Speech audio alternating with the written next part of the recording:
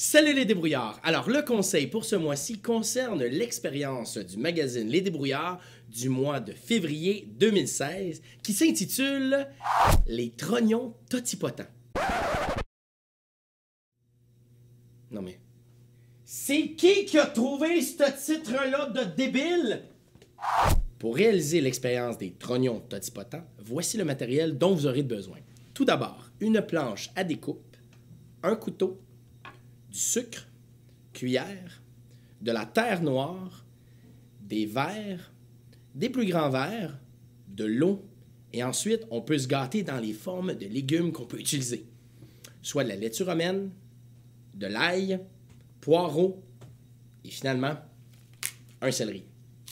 Alors, pour réaliser votre expérience, voici les étapes qu'il faut suivre. Tout d'abord, on va prendre un de nos légumes et on va se servir du trognon. C'est quoi le trognon?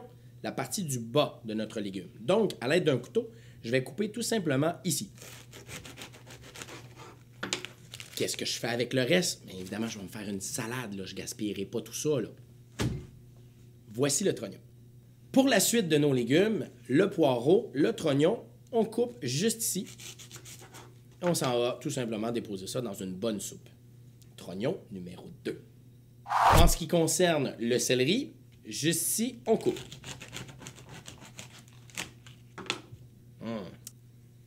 Trognon numéro 3. Et finalement, l'ail. Voici ce qu'il faut réaliser. Il faut couper sur la base, juste en haut, comme ceci. Et ensuite, on retire le plus possible la petite membrane de l'ail. On s'assure de libérer un peu les racines. Et on obtient notre trognon numéro 4. Et maintenant, pour préparer notre culture de trognon, il faut préparer des petits verres avec un peu de sucre et un peu d'eau.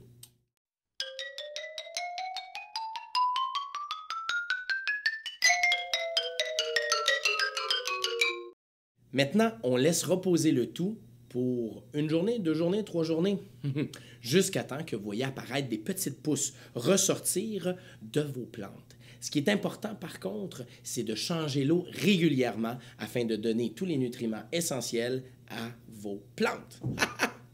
Après quelques jours seulement, vous devriez voir apparaître ceci. Formation de racines, début de nouvelles pousses, et c'est à partir de ce moment-là que la terre devient importante. C'est sûr que vous pourriez continuer de laisser pousser ces plantes-là juste avec de l'eau et un peu de sucre, mais ce qui est important, c'est de leur donner tous les éléments essentiels qu'elles ont besoin pour pouvoir redevenir les beaux légumes verts qu'ils étaient. Donc, on va rempoter nos petits légumes dans de la terre pour pouvoir obtenir nos légumes succulents et même, si vous voulez, y goûter. Un peu de terre. Je vais en choisir un. Disons, mon céleri, je le prends. Mais à l'intérieur de tout ça, comme ça, on rajoute un peu de terre. Ensuite, qu'est-ce qu'il faut faire? Il faut arroser. On va arroser abondamment, comme ceci. Puis ensuite, on laisse reposer ça sur le bord d'une fenêtre et hop, on devrait avoir un légume succulent. Je vous souhaite à tous bonne chance et surtout, n'oubliez pas de nous envoyer les sortes de légumes que vous avez réussi à refaire revivre. Alors, bonne chance à tous. Hey, toast, santé! Je pourrais m'en servir pour un bon clamato. Ouais.